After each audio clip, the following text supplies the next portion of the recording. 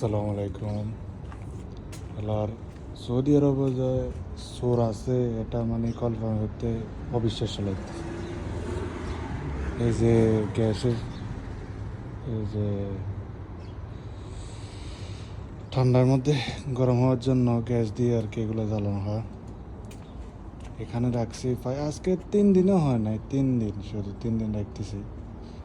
কালকে রাত্রে এই যে তালাটা ভাঙ্গি গ্যাস দুটো নিয়ে গেছে সরে।